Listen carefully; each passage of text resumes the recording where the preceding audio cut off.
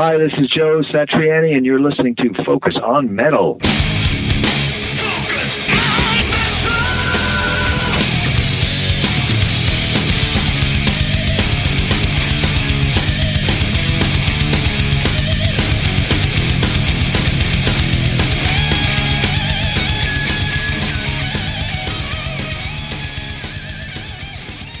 Hey, Metalheads, Scott here. And Richie. And welcoming you to episode 596 of that which we call Focus on Metal. I think I may have mentioned it on Twitter or somewhere along the line, but X.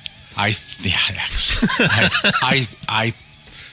pretty sure now that for those of you that had been following us on Amazon or any of the other 30 some odd carriers of us, I think I've got the feed fixed for them now. I noticed when I popped up episode 595 that all the streams on everything but Apple seemed to stop at 593. So I went back, went through the code, and figured out what the problem was and fixed that. And it looks like it then updated 594, 595 up on the streams everywhere. So I apologize for that.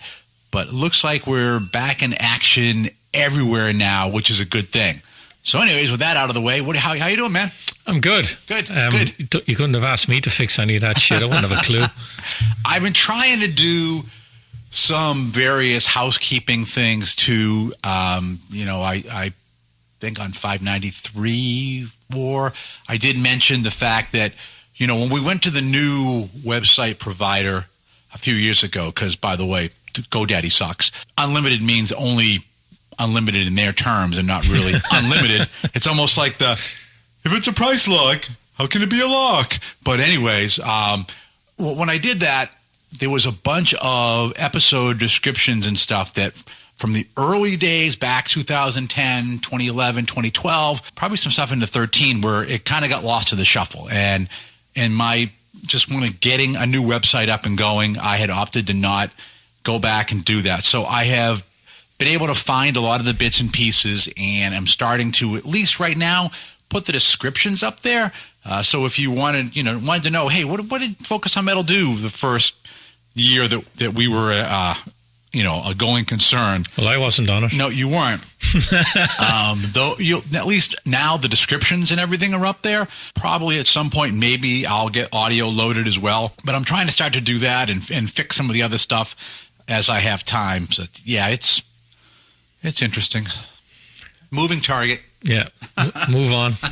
Next topic. Yeah. So, busy summer. Yeah. I mean, it's good you've been able to make it down. And, busy to the point that, as I mentioned when I put up the last episode, was as I'm mixing it, I realized, holy shit, we didn't put a single episode out for July. Yeah, you're right. It was nothing. But I didn't realize it till I was actually putting that episode together that we had nothing for July. So, it's just been busy. We had good weather and life.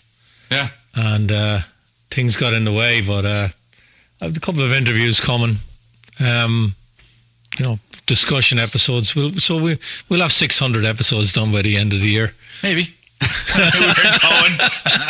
We still have to finish the Iron Maiden discography. Oh, yeah, that's right. Yeah. We have 2 albums to go, and it's the most recent 2. So maybe that's why we're not doing them. Because Speaking of that, we're not big fans.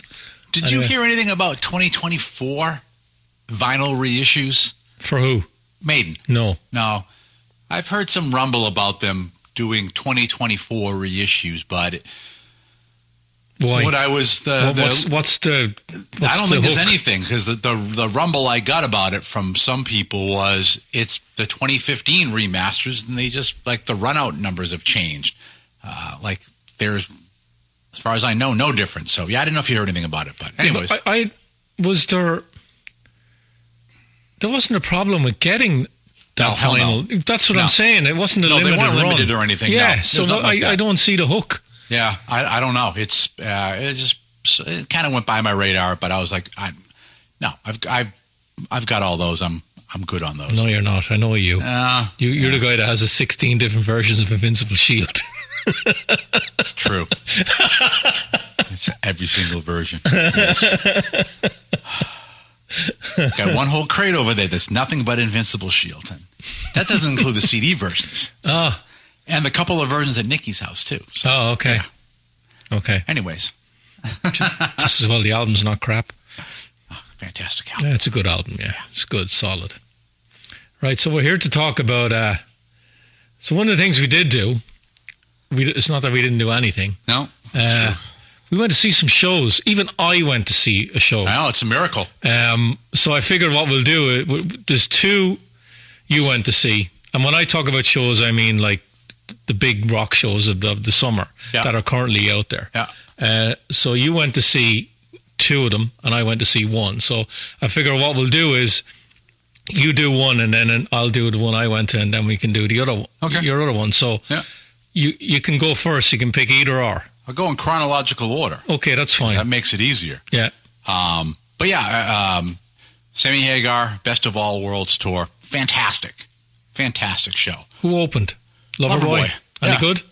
Oh yeah, they were still spot on. Always put on a great show. A lot of people there that were really into that as well. I actually wore my Texas Jam raglan, which that was the year that it was the 5150 tour. So Van Halen was headlining and Loverboy opened. So I purposely wore that shirt. The original? Yeah, and people were like, "Holy shit!" Put it on eBay. But yeah, they were good. Who's in the band other than Mike Dean? Is it any of the originals? Pretty much the same guys, except I believe the drummers changed. Other than that, yeah. Okay. Yeah, but is the old drummer alive? No idea. Yeah. I mean, it's not like a band I keep up with. How does he sound? Great. He actually sounds really good. Does he? Oh yeah, big as a house, but sounds great. Yeah, he is a big bloke now. Yeah, he doesn't make any bones about it, and but it is what it is. But they got the songs. The voice is still there, absolutely. So they did really well. But the Hagar that could quite possibly be one of the best shows I have seen in a while. Like no bones about it. I'm not surprised. I'm not surprised. It was for one, Xfinity was sold out. It was frickin' packed, which was great. Everybody was into it. Great song set on there as well with a good mix of stuff. It was cool with when Satch did like the solo spot for himself. He did a Satch song, so Sammy went off stage and the whole band jammed a Satriani song. Yeah, so it was great. Rather than just like a noodle or something. So that was pretty good. Must have been interesting having Satch Boogie with a rhythm section of Jason Bonham and Michael Anthony. Yeah. Well, and I'm glad you bring that up. Said John Bonham. because at one point I had leaned over to Nikki and I went, "What's incredible about what we're listening to right now?" Of course, she couldn't hear me, so she asked me again later, "What the hell did you say to me?" That this is the closest I've heard the drums sound to Jeff Campitelli in years. Through all the drummers because there's a sound that Jeff had. I've seen Satriani with Jeff a lot. Mm-hmm. Marco Miniman, I think, was the last drummer I saw him with. Yep. And I don't know who else he's had since Jeff. He's had Kenny with him. Kenny Aronoff, yeah. Who's the guy on... Who's the guy that played with Beck, Jeff Peck, and he had him with him. Great. They're all great drummers. But I have this thing where I really like the way that Campitelli played with Satriani. And Bonham was freaking nailing it. And it sounded so good with him. He's a great drummer. It really sounded great. He really is a great drummer. What was also cool on his bass drum heads, he had black and white pictures of his dad. Oh, nice. Yeah, it looked really cool. But so that was spot on. And like I said, everything else that they did, obviously Sammy's a great showman. There was good interaction. That's another thing that I like too, is that, Sammy has this habit, and I've seen him do it in other shows. People are throwing shit up on stage. And sometimes he might throw something around his neck or put it on a microphone, but at some point he gets back around and he signs it and he gives it back to the person that gave it to him. And there was points where there was so much stuff coming up that Michael Anthony took over vocals so Sammy could get through his backlog of autographing shit and Michael throwing can sing. It out. And yeah, he did, because he did Ain't Talking About Love. Sammy went off for a while. They did Ain't Talking About Love. Sounded great. So yeah, overall, just a solid, like, end to end, everything you wanted to do. And it was also cool that, because, you know, Sammy always liked to throw like a Montrose song in. But this time, he didn't do Bad Motor Scooter. He didn't do Rock Candy. He did Space Nation #9, which, you know, I've loved that song. I mean, George Lynch covered that song on one of his albums, and that's such a great Montrose tune. So it was great they pulled that out. They also did a Chicken Foot song, since he basically had Chicken Foot. Which one? Oh, yeah. Down the Drain. Oh. Yeah, so it was great to have like this whole good mix of like almost like career retrospective. So great show. Absolutely great show. Is he very? I haven't been looking at the set list for every show he's doing, but I have a fair idea of what he's doing. Yeah. Is he varying the Van Halen songs at all, or is he just playing the same Van Halen? No idea. Probably keep songs? Doing the same stuff. Yeah, because it seems to be a lot of his era. The vast majority is his era, which I get, which is what he did when he was in Van Halen. He did do Jump. And he joked. He said, "Never thought you'd see the day, huh?" And they did Jump. That was actually one of the songs where, and it might have been a little convenient, where Michael took over some vocals and Sammy had all kinds of crap he was trying to sign. But yeah, it was. But otherwise, it was pretty much going to be the stuff that was from 5150, 5150, Carnal Knowledge. Like it was, that part of the catalog. But it did was a lot of stellar. 5150, didn't he? Did Good Enough, the title track. When It's Low. Summer Nights. I mean, all that stuff. Yeah. It was very heavy on that album, wasn't it? Yeah. And I think he played a lot of, there's a lot of Run Off of Carnal Knowledge too, wasn't there? But then he Pound also Cake, did Judgment Day, and he did some other stuff too. So did he went off balance? He did Seventh Seal. Oh, he did Seventh Seal. Yeah. Well, that's a deep So one. he did some other stuff and on there, but like I said, just end to end, I just think it was just a really good show, and the crowd was definitely like 100% into it. So, it was great. So the question I have, and I put this on Facebook, and some people thought it was, one or two people said it was a dumb question, but I didn't think it was, and a lot of people actually said it was a great question. The most intimidating audience for Joe Satriani to play for, do you think it was this one, or do you think it was when he replaced Blackmore in Deep Purple? Damn, that's a good question. Because think about that. The reason I'm saying it is, so Blackmore quits and the Battle Rages On tour. Yeah. They get in Joe to replace him, and he has to finish the tour, or do some dates to finish contractual obligations, right? Yeah. Then he comes into this, right? He's playing a load of Van Halen songs. Mm-hmm. Yeah. You got all these people who are looking at him saying, Is he playing the Van Halen stuff the way they want him to play the Van Halen stuff? Yeah, and he was for the most part very true to what Eddie did. And he spent a lot of time at Sammy's studio working with him, learning stuff. He really had the tone dialed in. And there were songs he kicked into where I know he was running through this effect. It was like, oh, I know exactly. I could hear this thing turn on.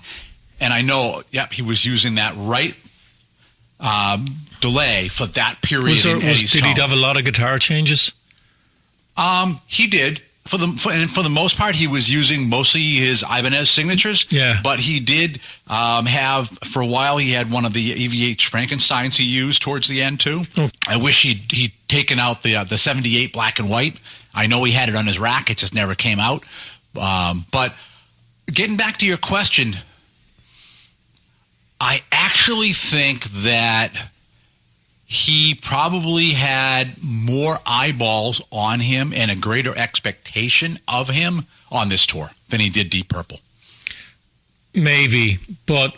And part of that is because of where he ended up, where most of that tour occurred, where he played with Purple as well. So those audiences and stuff. And he wasn't as well known. So if you're not as well known and you walk out and you nail Richie's parts, people go, oh shit.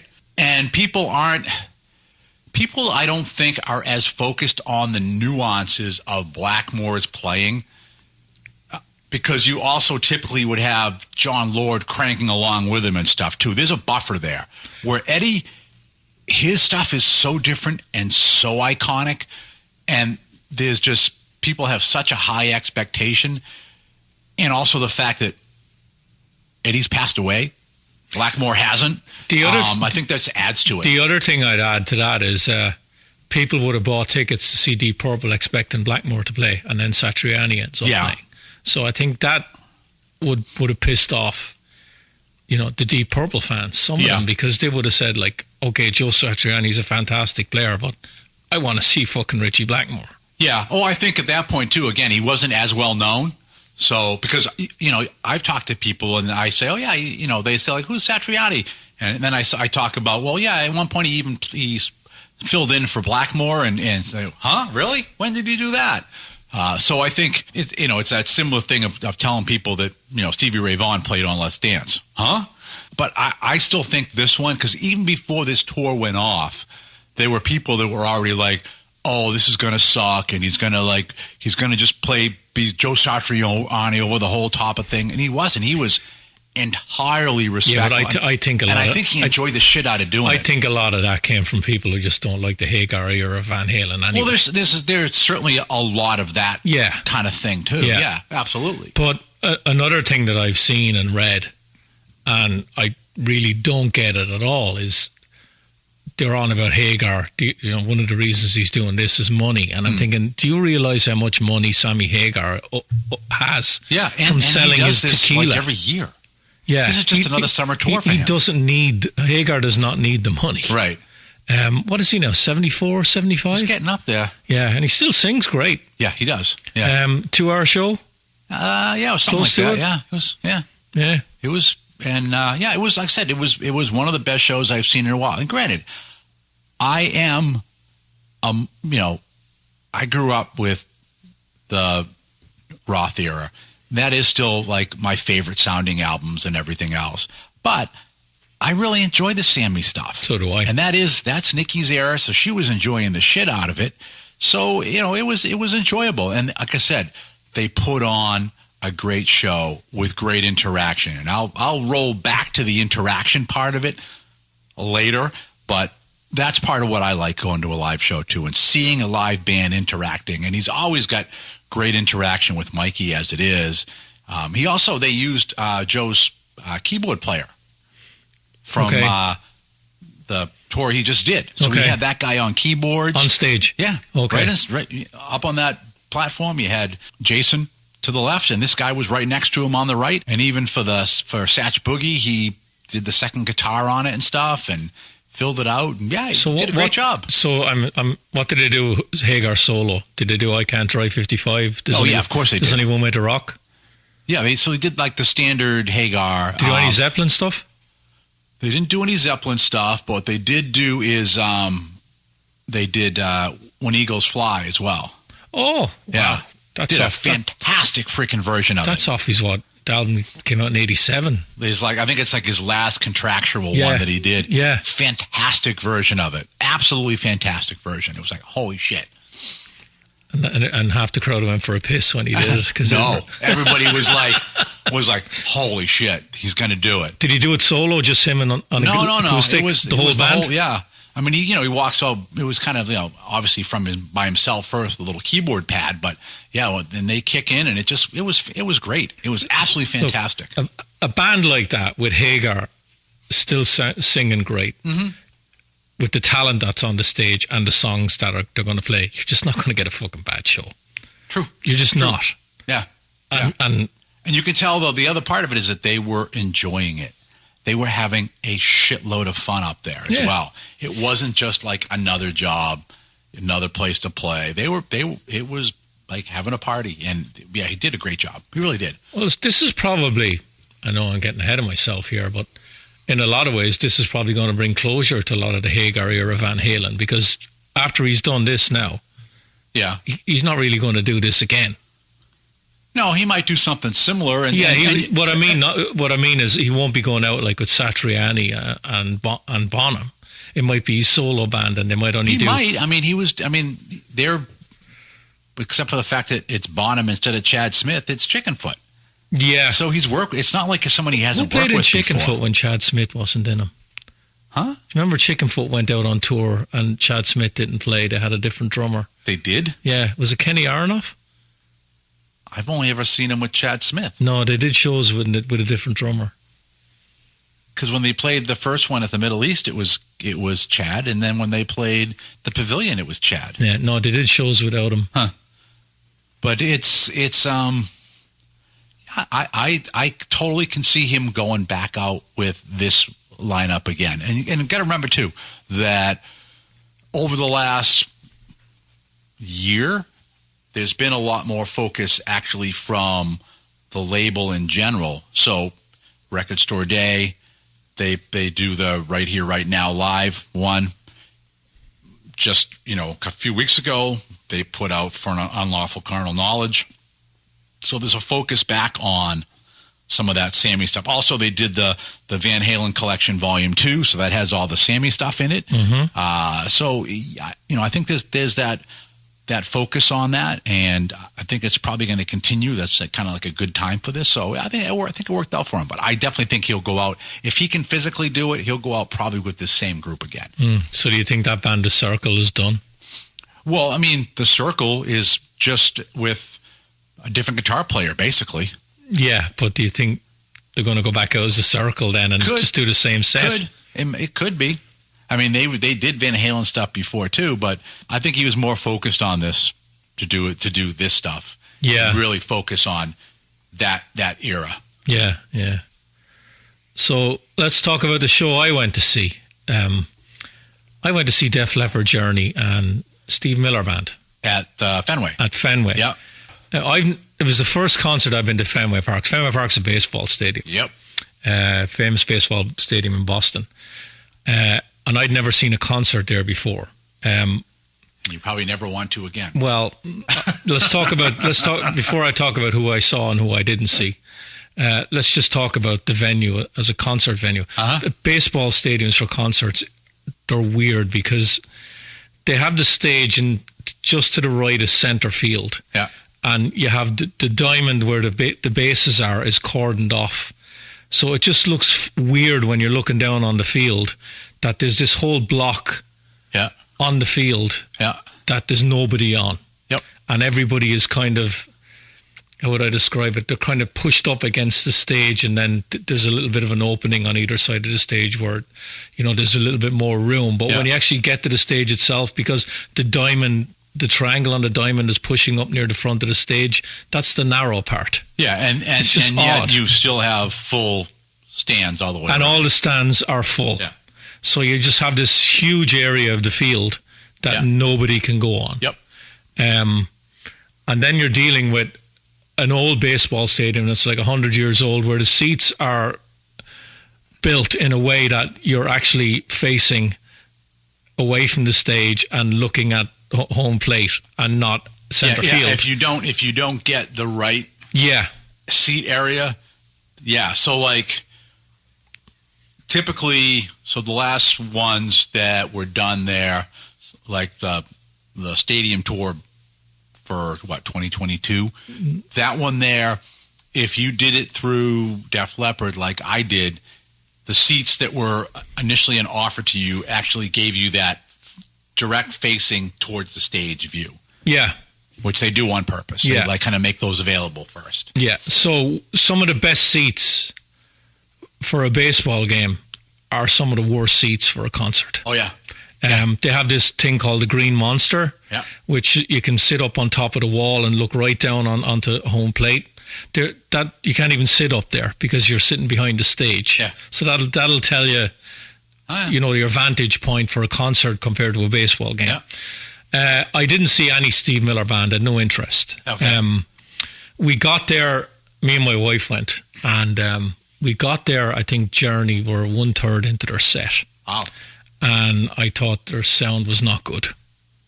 Really loud. And I've seen this lineup of Journey. This is my 4th time seeing them. And the last time I saw them play was they were on the Eclipse tour in Mansfield, where you saw Hagar. Yeah. And they were great. And then the time before that was just before I moved here about 13 years ago. They played a lineup in Dublin. It was Def Leppard, and then Whitesnake, and then Journey, and then Tesla. So that was a great night out. And I think Journey had an hour, and they were second on the bill. So Whitesnake were on after that, and then Leppard headlined. And who was singing? Was it Steve O'Gary? No, it was Arnell. Okay.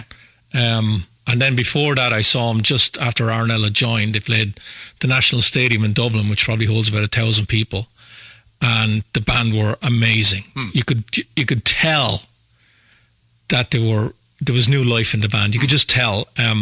They did this. I think Jonathan Cain and Dean or someone. They did this solo section on the stage, and Neil Sean sat right down in front of me and watched them. Right, and he was just smiling and laughing and talking to people. And you could just tell then that there was a great camaraderie there. I got none of that from this show. And I think some of it is... You sure you weren't waiting for MMA competition? Yeah. So I know some of it is the size of the venue. Yeah. That's the other thing about seeing a show in Fenway Park when they have some of it cordoned off. If you're in the stand behind it, you're pretty far away from the stage. I think a lot of these outdoor shows now, the temptation is to watch the show on the screen and not watch the band. Yeah. Because you can see more on the screen. Yeah. Which is understandable, because if you're not actually on the field and they've got this whole section of the field that you can't stand and you're actually behind that, you're further away. Yeah. You can't go down on the field and say, right, I want to try and get a little bit closer, because they're only letting a certain amount of people on the field in case people jump over the barriers and try and get onto the diamond part, which is cordoned off. Journey were okay.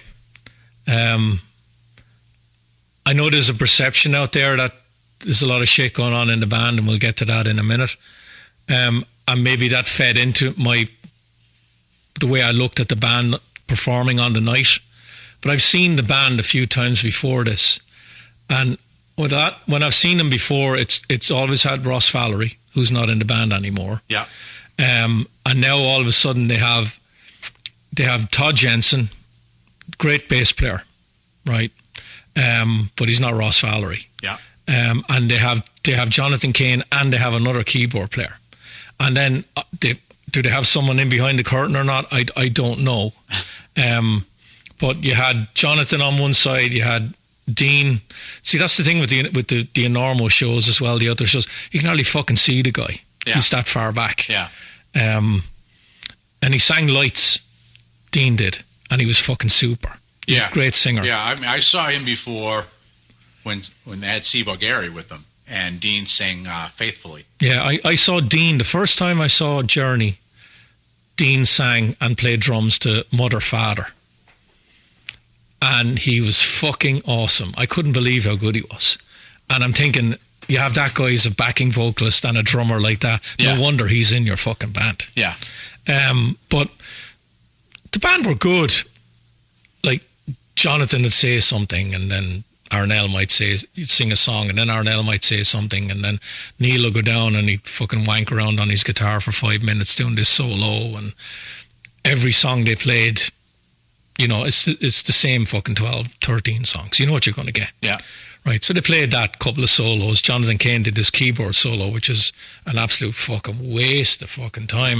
I'm listening to him and I'm like, just play another fucking song. Yeah. And I know you're probably giving Arnell a break or something, but, Arnell sounded good. But you feel like you're listening to Emerson, Lake and what the fuck. Yeah. But what I'm thinking is, right, Neil, you get a solo, so I have to get a solo. That kind of a thing. Like, nobody goes to Journey to hear Jonathan Cain play a keyboard solo. Right. Nobody except Jonathan fucking Cain. Yeah.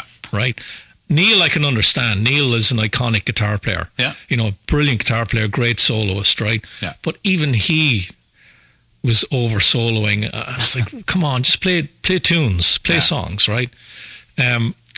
So at the end of their set, and I turned around to my wife and I said, right, are they going to come out and bow? Because they walked down to the front, and Arnell is probably, 5'2"? On a good day. And Arnell was in the middle. He had Jonathan on one side and Neil on another.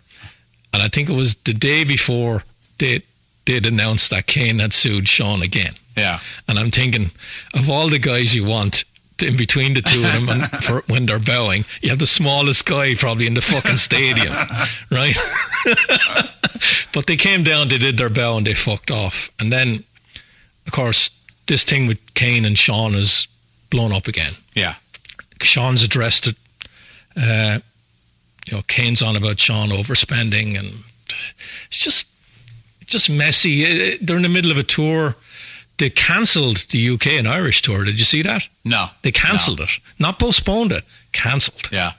So it looks like they're going to do this tour, and then they've some dates in Japan, and then they had the UK and Ireland scheduled after that. Kaput. Cancelled the tour. Unforeseen circumstances or whatever fucking excuse. Call it unforeseen. Yeah. So, of course, this thing is going on again about, Kane suing Sean. And this is what happens. It's the business gets in the way. Yeah. And the only thing I think keeping those guys together is money. I don't think there's any... When those guys get off the stage now, I don't think they say a word to each other unless it's at a business meeting and there's lawyers present. Yeah, probably. Yeah. And it's sad, and then they put on the big smiles, and it's like Motley Crue when they come together for the big hug after Home Sweet Home. It's as fake as fuck, right? And I think, I'm not saying all the bands are like that, but I think at this stage we have a fair idea now of when the bands do that. We know whether there's anything genuine about it at all. Yeah. But would it, I haven't seen Journey in when did Eclipse come out? 2013. I've no real desire to ever see them again. Yeah. They were okay. I knew all the songs. I've seen that band do them better before. Yeah. And then Leppard came on, and one of the main reasons I went was they were playing songs. They were actually playing songs that they hadn't played in a while, and they were playing one song that they hadn't played before live, which is Coming Under Fire from Pyromania. Yeah. I've seen Leppard 12 or 13 times. Yeah. So I've seen them play the songs 12 or 13 times, more or less, right? Yeah. So they came on, they ended up doing 7 Pyromania songs. The ones they didn't do was Stage Fright, which I was hoping they'd do, but it's probably too high for Joe to sing. They didn't do Action Not Words, and they didn't do Billy's Got a Gun.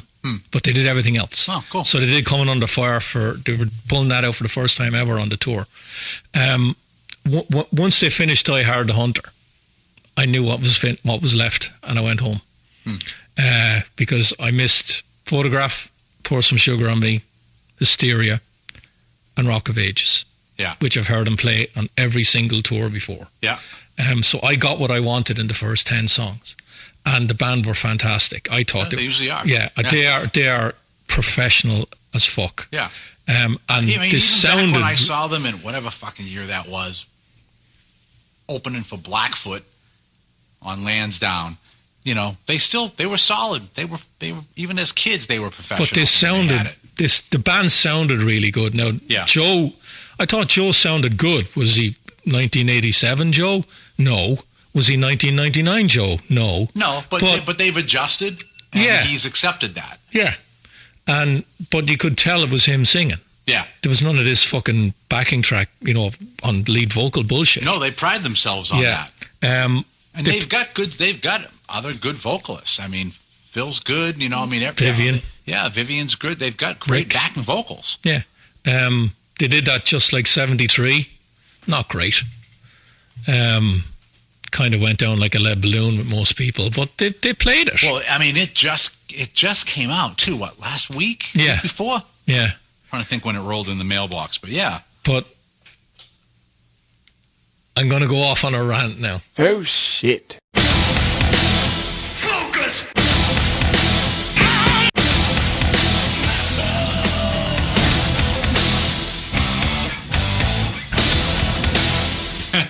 Because we've seen this.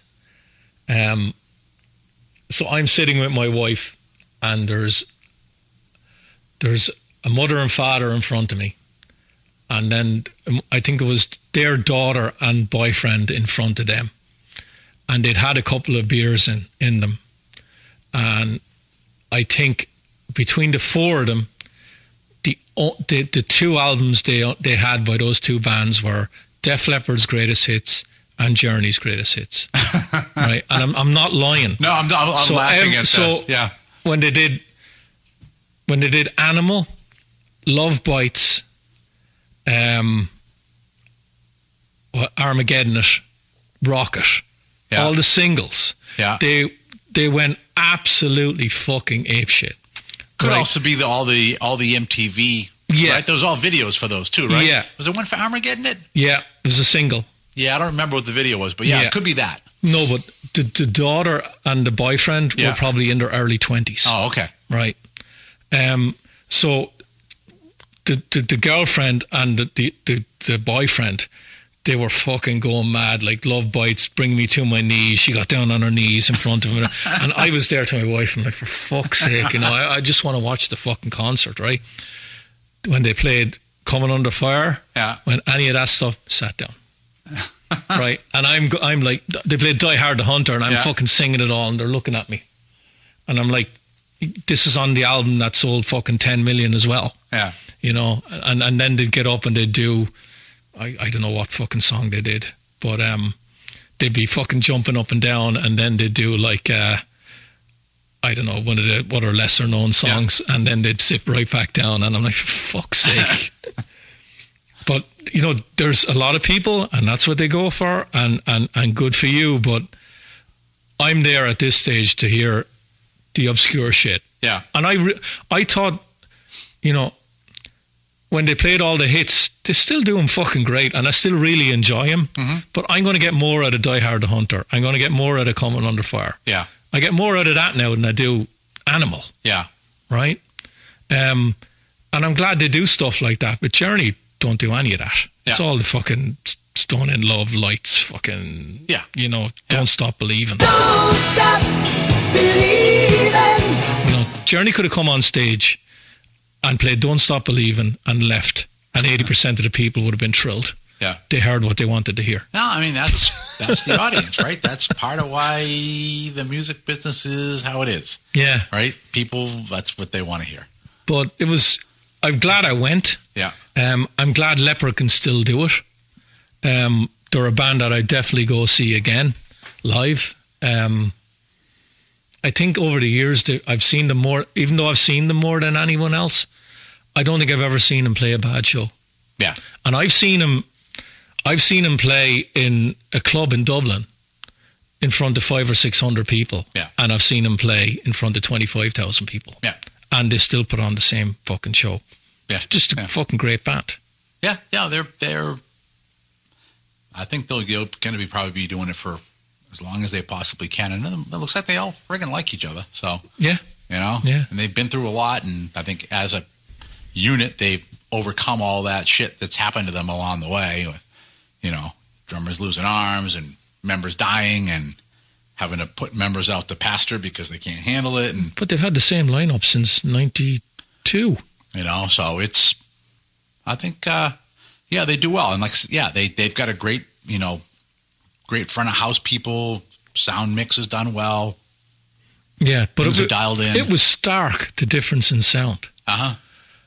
I know you always talk about the Motley thing, that the sound was shit, then Leppard came on. But, the other thing about Leppard, one of my favourite Def Leppard songs is Gods of War. Uh-huh. Before the band came on stage, they did that fucking Dramatic Symphonies version of it. Mm-hmm. And I'm like, what the fuck? Just play the fucking song. I've been waiting since 92 to go to a gig and see them play that. They've only ever played it once when I've been to a show. I've heard that live from them. Yeah, but I think what they'll do on some tours, that'll be one of the songs they switch around. Yeah. And I've just looked out that I know I've heard that live. I've looked out that it hasn't been the show. Yeah. It's been the show that I've gone to that they've played the other song. Okay. Yeah. Like, I think this for a while they did switch that with Paper Sun from Euphoria, because they're both like 5 or 6 minute epics. Yeah. And I get Paper Sun, and I'm like, it's a great song, but fuck. So let's talk about the other show you went to. Metallica. So that was the opening night of the next leg of the M72 Foxborough. I did have tickets for both nights. I ended up letting my buddy Jeff do the second night instead. Just kind of as much as I like Metallica, And as much as I probably would have liked to have seen Five Finger Death Punch on the second night, dealing with Gillette 2 nights in one weekend is, I don't know, it rots your freaking brain. But we kind of made it a whole weekend. So we pulled the camper down. There's a campground in Foxborough, probably 3 miles away from the stadium. So we parked our ass there Thursday night. And was there many there? Was there many there on the Thursday night? Well, at the campground. Yeah. Was there many at the campground? Oh, yeah. That place is always sold out. Okay. Yeah. Oh, is it sold out anyway? Yeah. Oh, okay. Oh, yeah. You could tell they were Metallica folks that were there because people had Metallica flags out and stuff like that. But that place is always sold out. It's always sold. It's okay. The trip we took in July, we had to book that a year in advance. Oh, shit. Part of that was that I knew they were going to do the pop-up store. So that pop-up store, and a lot of bands are doing. The AC/DC has been doing that through the Power Trip tour through Europe. They've been announcing pop-up stores. So Metallica did that.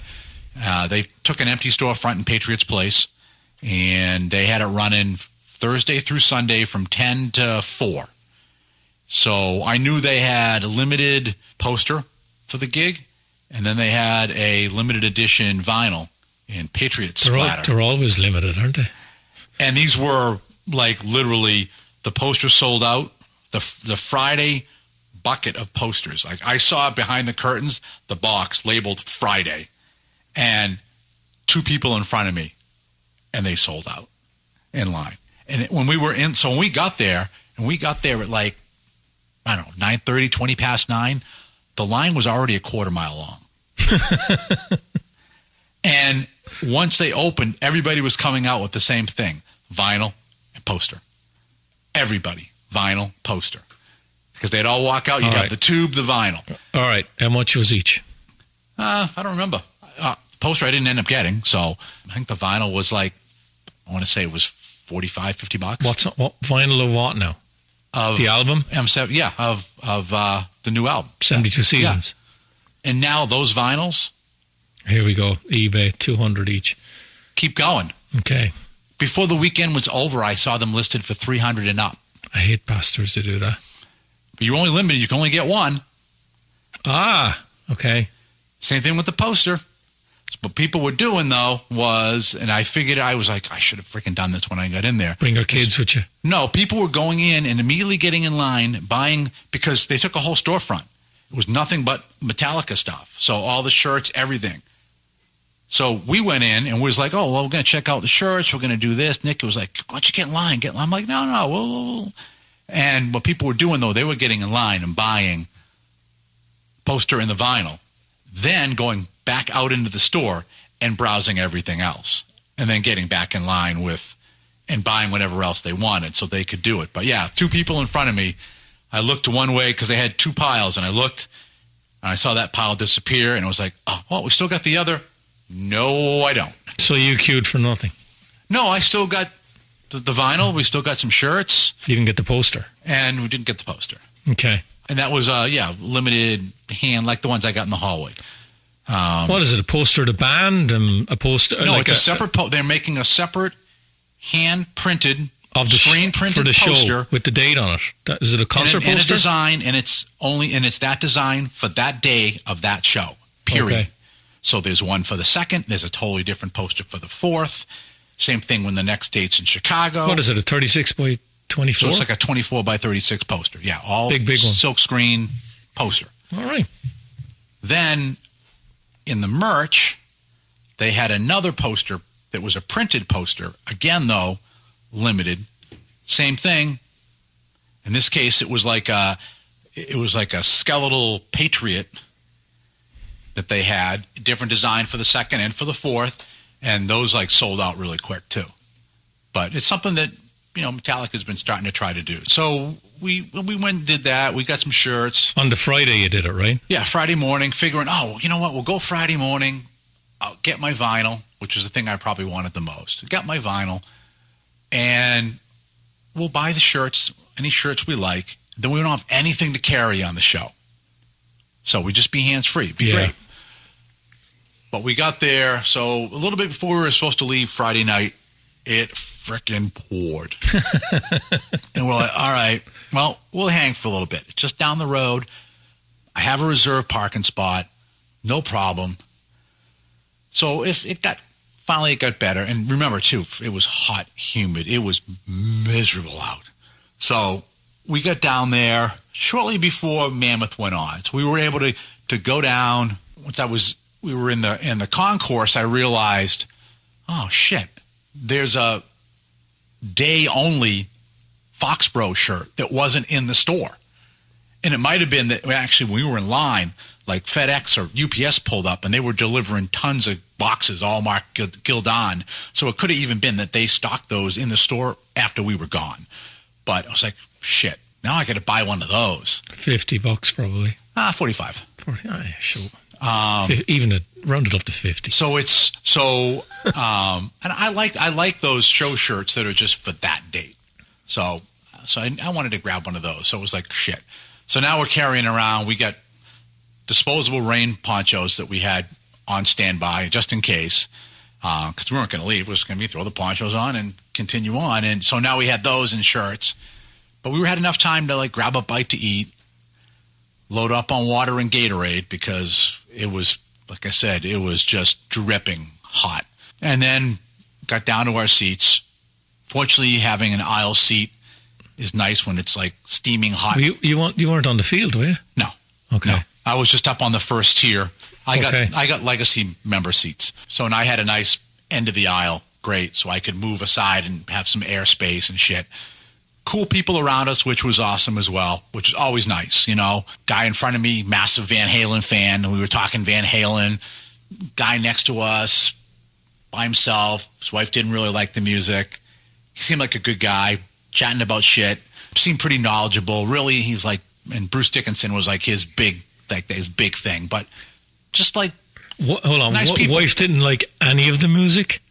Yeah, so he just went by himself. I thought she was there. No. Oh, okay, good for him then. Because that'd be fucking miserable. So we said no, it was good. We had nice people around us. So during the daylight, you know, Mammoth comes on.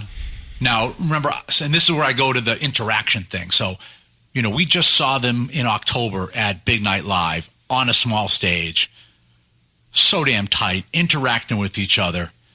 And now to see them on this giant stage in the daylight, and even if it wasn't, the daylight had nothing to do with it. It was more this giant, because remember, it's a ring. It's a big ring at midfield at Gillette. Yeah.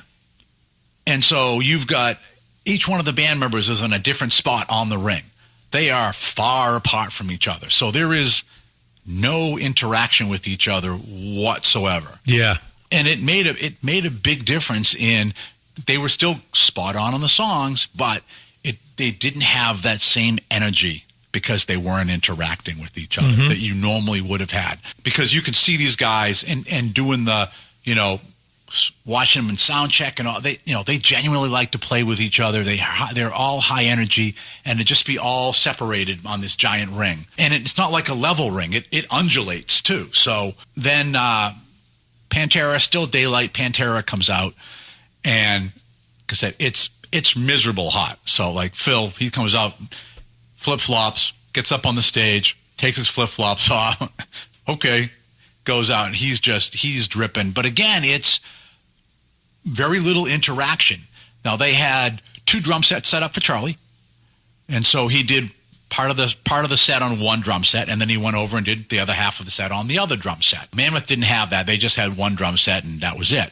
But he was able to go from one to the other, but they were still at kind of one end of the field. And then... how long did Pantera play for? An hour? It was like about an hour, yeah. They got an hour. So it was with them, because they only have an hour, it's greatest hits. You're not going to get any deep cuts from great Southern String it's pretty much all stuff everybody knows. You know, there was a little bit of, you'd have a spot where it might be that Rex goes and jams with Zach a little bit or something like that. Phil was constantly walking around, which was nice. But again, it was like the separation. But they did good, and you could see kind of a level of, you could definitely see this whole thing, kind of like your whole thing about the family in front of you, right? Where there were people that just were sitting through Mammoth, And I've got like a picture on my phone of this big woman just behind Wolfgang. And like, could you be more miserable, lady? Really? And the same thing with Pantera, there was like people that were kind of like, and then, once Darkness hit Metallica, then everybody was more like, oh, okay, we're there. But again, the same thing with Metallica. I think they did a good song selection.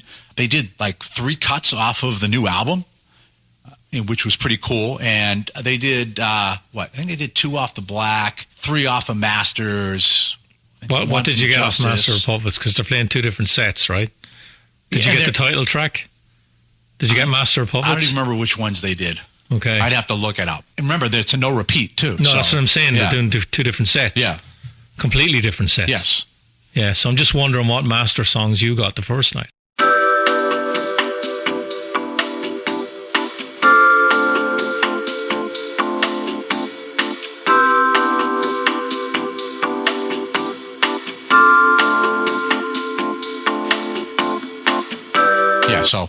So when I turned off to save, Richie asked about Ride, and so Creeping Death was actually the first song up that they did. They did Creeping Death, Harvester, Leper Messiah, King Nothing, title track off of 72 Seasons, If Darkness Had a Sun off of 72. Yeah. The Day That Never Comes, Shadows Follow, Orion, Nothing Else Matters, Sad But True, Hardwired, Fuel, Seek and Destroy, and they ended with Master Puppets. Only 1 song off the Load records. And they also did... Nothing off Saint Anger. No, nothing off Lulu either, thank frickin' God. Hold on, did they play anything off Kill 'Em All? Whiplash? Yeah. Seek and Destroy. Oh, Seek and Destroy. We bolted right before Master, too. Because knowing how they typically construct their set, I was like, now's the time to jet. Yeah, I think it was a pretty good balanced set, although Nikki was like, shit, I wish we'd gone to night 2. I like that covers? set better. No covers. They did it, and they did do Rob and Kirk rather than like a solo thing. Rob and Kirk went out and just did like a jam. Okay. And they constructed a song called Foxborough on the Run. Now, what was cool and what was like this like orgasmic moment for me was Kirk has Greenie out on tour with him. Oh, the guitar. Yeah. And it's one thing when he's playing Greenie on a Metallica song. I mean, the guitar always sounds awesome. But for this Foxborough on the Run, it was essentially him and Rob doing a blues jam. So to hear Kirk playing electric blues on the guitar that was instrumental in electric blues was, for me, as a guitarist, phenomenal. And it sounded so good. A lot of the people around me, they had no, like... Was the show sold out? Yeah. Oh, yeah. It was packed. Really? It was packed. And again, though, the thing, too, is, they're using that ring. And I was a little disappointed because for Pantera, Rex had his wireless mic. For Metallica, there were mics stationed all around the ring. Yeah. So James theoretically could have gone to any mic at any time to sing and play. But he didn't. He would sing at a mic for a bunch of songs, then go to another mic for a bunch of songs, and he would make his way around. They were also, interestingly, doing that for the drums. So Lars started off at one spot, and a quarter of the way through, the drums move to another quadrant, and he plays there. And then a quarter of the way, another move. And then finally at the end of the show, he's in front of us. So that was pretty cool that they were able to do something where they would move Lars around, which was great. But it was like, you guys have the ability to just move yourselves all around this thing at any time. Why don't you freaking do it? There's a lot to be said for having the stage at the end of a stadium. So they didn't. So everybody is facing you. Right. I know the round thing is cool. I've seen a couple of shows with it, but yeah, when you're in an enormous stadium like that, you can get lost. It was nice. They did the round stuff before, and they've utilized it, I thought, better. The other added thing, remember, is they have the snake pit. So James could be at one corner of it, and he's singing to the seats. Then he turns around and sings to the snake pit for a song. Yeah. So now you got like a huge chunk of the stadium that his back's to it. And I just thought, well, geez, you've got everything distributed. Walk around, use different mics, but they just didn't do that. So again, you got this killer band, and there just wasn't a lot of interaction with each other. Okay, it's kind of like, you think you'd want to have that and feed off each other and look at each other and all that. And granted, I can understand some of the not moving around as much because it was so freaking hot. And you would just sweat pouring off of them and stuff, which has got to be, just even playing when you're that hot is miserable because you're trying to move your hands on a guitar neck. It's getting sticky. It doesn't want to go. It sucks. What was the stage show like as far as lights and stuff? It was minimal? Good question. Very minimal. So I'll show you pictures, but they had 8 huge towers around this ring. And on the top of the towers were round video screens. So again, you could be watching the fucking show just looking at the screen. Well, they weren't always. They were displaying things like during fuel, it was like engine pistons were on the screen. Okay, and they had things like that. They had some of the during like the load stuff. That was kind of the video stuff was more like an Anton Corbijn kind of thing to go with the artwork of the. You know what I mean? So it wasn't just like there was more of additional video on the screens versus the band on the screens. Yeah. So it just added to it. So and actually, before they went on, made you actually have to watch the band. Yeah, and before they went on, so initially those things had the M72 yellow and black silhouette, and the silhouette of the city was the silhouette of Boston. Okay. Then right before they went on, that changed to the tour poster for that night on every screen, and then once it kicked into Ecstasy of Gold, it had the scenes from the movie playing till they went on. But the screens were pretty well used. It was pretty interesting how they did that. There was nothing over the stage at all. So you simply had the ring. You had these 8 tower pods. There were some lights around the edge of Foxborough, and each one of these tower pods had some lights, and there were some lights on the edges of the stage. But most of any of the downlighting came from these towers, and it wasn't like huge, there wasn't huge light show. So it was a relatively dark show, and they didn't do pyro until Fuel. Yeah. So right towards the end, which is where I was like, okay, they're pulling out all the things. So they did that, and then they had one row of seats at every one of those towers, and they had people that were in those seats, which great seats to see the show. But I noticed all of a sudden they cleared everybody off of every single tower. So I'm like, okay. So something's going to happen with those towers. And then James came out, he was talking, and he said something about beach balls. And he goes, hey, just so you know, these beach balls, because of where we are, we've deflated them a little bit. And just kind of a Patriots dig. And so then when they launch into that song, then these towers, they released these beach balls that were huge. And they've been doing this now for every couple of tours. I know they had purple ones for Death Magnetic Tour and stuff. And so they just had these things. People were tossing them around. And then after those kind of cleared off, people got to go back in their seats. So it was, like I said, overall, it was a very minimal type of production, which, well, okay, I guess with the size of it, might be a good decision. So it was pretty good. And then I know that Jeff said that Sunday was really good too.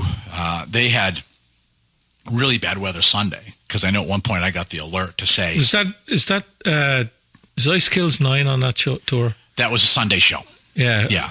Because one of the recent concerts, they couldn't even come out.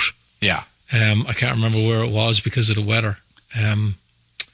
They didn't even play, I think, and I don't know who's the Five Finger Death Punch. Yeah. No interest in them. Oh, I get almost everything they've done. Yeah. And so that one there, the weather rolled in. They had Shelter in Your Cars, Shelter in the Concourse, and so that started late because the weather it blew in, and it was like, oh, geez, it's going to be bad. Yeah. But yeah, it was. I thought it was a actually a really good show. And Metallica don't put on bad shows either. No, I really haven't seen a bad one from them. I just, like I said, the one downer for me I mean, besides the fact that it was so fucking miserable hot. It was.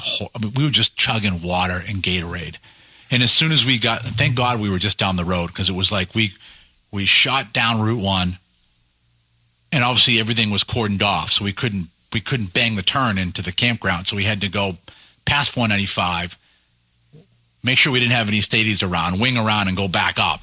But as soon as we hit the campground, it was like showers. Like, it was miserable. But it was that interaction thing, because, seeing them on the other tours, even the St. Anger tour, there was a lot more interaction with that big stage. Granted, that was in the Garden. It wasn't in Gillette. I was just about to mention that. Like, now they're a stadium act. Yeah. That's the other thing that I have a reluctance to go to see stadium shows now, because take the price out of it, because it's fucking ridiculous. But a lot of these musicians now, they're old. They can't move around as much, and you're seeing them in these fucking enormous stages. Yeah. It just doesn't, it doesn't come across to me. Yeah. The same as if it was in an arena. Yeah, yeah. Especially when they're in the round. Yeah. Where they can walk anywhere on the stage. At least with an arena, the stage is in one area, and, they have to face you. Yeah. All of the band to play the show. Yeah. All the Metallica guys are in their 60s now. Yeah, yeah. Right, it's age is catching up with them, and the stage is big. Like, all these stages are huge now. Yeah, I agree. It's probably also another reason why they kind of did the smart thing of they're going to do these limited runs, and they're going to put a night between the shows as well. It makes sense. And like I said, the weather, and yeah, it was brutally just hot, humid, just miserable. What's your next arena or stadium show? Is it Maiden, or have you got someone before that? Well, before that, I do have, it's not an arena or a stadium. It's a theater, but it's KK's Priest and Accept. Oh, you're going to the Tupelo? No, Wilbur. Oh, they're in Boston. Yeah. Okay, they're in the Tupelo. Yeah, Nikki got seats the first, in true Nikki style. She bought 2 sets of tickets and said, pick which ones you want to use. So I did, and so one she did was very close to the stage, but on the floor. But you're at the Wilbur, so you'll be doing this, like watching a seated show at Hampton Beach. And then the other one she did was right on the balcony, the first row. Take that one. So, and there's this weird wall, but it's like, yeah, but I'm tall. The wall's not going to bother me. Yeah. So I said, let's do the balcony, Nick. So, yeah, so we're doing KK's Priest and Accept in September. So that'll be cool. And then the next one currently we have after that is Maiden at the DCU. Yeah. That's sold out. I don't know. I know that the dude who was sitting next to us, he's going to that too. He's like, you going to go? I'm like, oh, yeah. He's like, all got excited. That's how I knew about the whole Dickinson thing. He was like raving about it. Okay. Yeah. Okay. I'll see what's coming up. We've nothing planned. All right. Well, anyway, it's pretty cool. We can just discuss about what we've been going to see, like kind of that state of the live stuff. So I think it's pretty varied between what you've seen and what I've seen on that. Although they are kind of bigger tours, but yeah. So I think maybe we can we'll wrap this one up, and then I think that we have next week. You have an interview you did with a young, can I call him up and coming musician, with Drew Cagle. Well, he's 23, so up and coming, yeah. And it's what is it? Drew Cagle and the Bad Reputation. Is that what it is? That's what it is. Yeah. So that's what's in store for you on the next Focus on Metal. Will be a great interview with an up and coming, very cool, very kind of an old soul in a way. He's got good parents. Yeah. Which you'll find out about next week. All right. So anyways, you've heard about our What the Hell Did Scott and Richie Do in July and beginning of August, at least concert-wise. So that's it for this week. There ain't no more. Stick a fork in it. This puppy is done. So for myself and me, thanks for listening. And until we talk to you again next time, as always, remember, focus on metal. Everything else is insignificant. suffocant.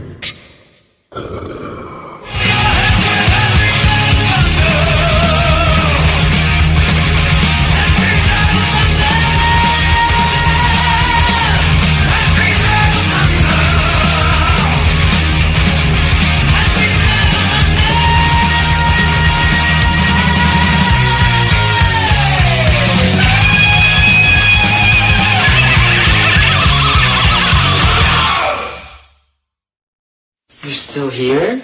It's over. Go home.